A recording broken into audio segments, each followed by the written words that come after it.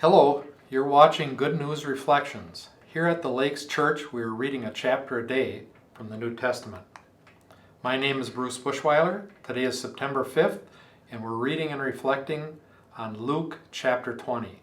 As always, I would encourage you to read the entire chapter because much of it is Jesus' own words. For today, let's think about verses 9 through 16. This is the parable of the landowner and the tenants. Let me read those verses to you.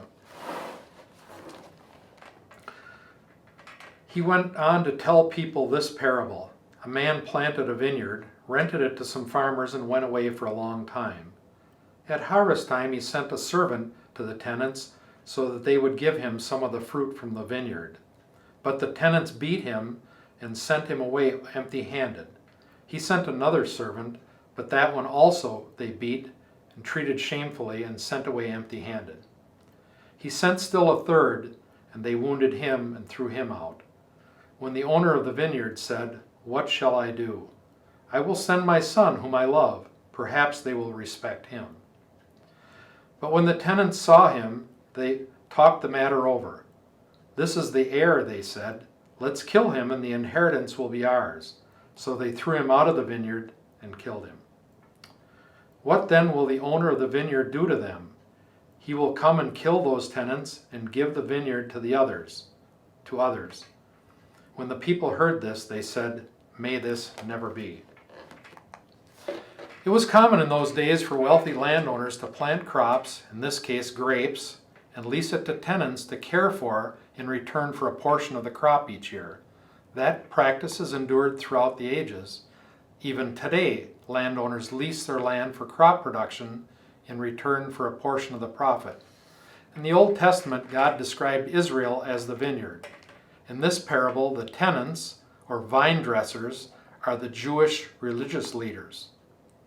As we read, the landowner, in other words, God, sent several servants, prophets, but they were all rejected by the world and even killed. This reveals that God is patient, allowing us, his rebels, time to come to him, but there will be a day of reckoning. So the owner of the vineyard, God, finally sent his son, Jesus, because they thought the renters, us, would respect him. The son arriving at the vineyard indicated that the father had died, so they killed the son. If they killed the son, the vineyard would become theirs. In those days, anyone using a property for a period of 3 years, without interference from the owner, would then take ownership. The religious leaders of the day knew that this parable was about them, but they ignored it and continued to try to find a way to trap Jesus into saying something that would condemn him and get him out of the way of the old school law that the scribes and Pharisees so loved and clung to.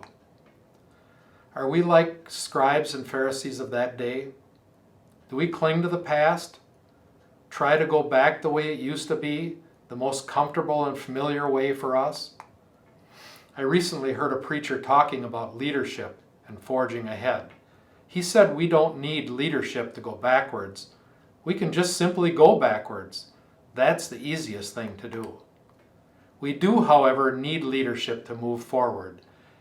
Are we, the Lakes community, ready to take a leadership role to move forward for the cause for our Lord?